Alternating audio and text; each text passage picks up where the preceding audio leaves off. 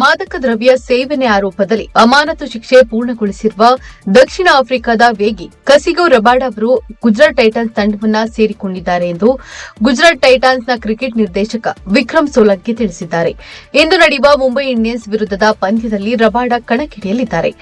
Gujarat Titans ಪರ ಮೊದಲ 2 ಪಂದ್ಯಗಳಲ್ಲಿ ಆಡಿದ ನಂತರ ವೈಯಕ್ತಿಕ ಕಾರಣ ನೀಡಿ ಐಪಿಎಲ್ 18ನೇ ವೃತ್ತಿಯಿಂದ ಹೊರಗುಳಿದಿದ್ರು. ಆ ಬಳಿಕ ಅವರು ಕಾರ್ಯಕ್ಷಮತೆ ಹೆಚ್ಚಿಸುವ ಉದ್ದೀಪನವಲ್ಲದ ನಿಷೇಧಿತ ರಿಕ್ರಿಯೇಷನಲ್ ಡ್ರಗ್ ಬಳಕೆ ಮಾಡಿದ ಪ್ರಕರಣಕ್ಕೆ ಸಂಬಂಧಿಸಿ ತಾತ್ಕಾಲಿಕವಾಗಿ ಅಮಾನತುಗೊಂಡಿದ್ದರು. ಇದೀಗ ಶಿಕ್ಷೆ ಪೂರ್ಣಗೊಳಿಸಿ ಮತ್ತೆ ಐಪಿಎಲ್ಗೆ ಮರಳಿದ್ದಾರೆ. ರಬಾಡ ಅವರು ತನ್ನ ತಪ್ಪಿಗೆ ವಿಷಾದವನ್ನ ವ್ಯಕ್ತಪಡಿಸಿದ್ದಾರೆ. ದಕ್ಷಿಣ ಆಫ್ರಿಕಾದ ಮಾದಕ ದ್ರವ್ಯ ಮುಕ್ತ ಕ್ರೀಡಾ ಸಂಸ್ಥೆ ತನಿಖೆಯನ್ನು ಪೂರ್ಣಗೊಳಿಸಿದೆ.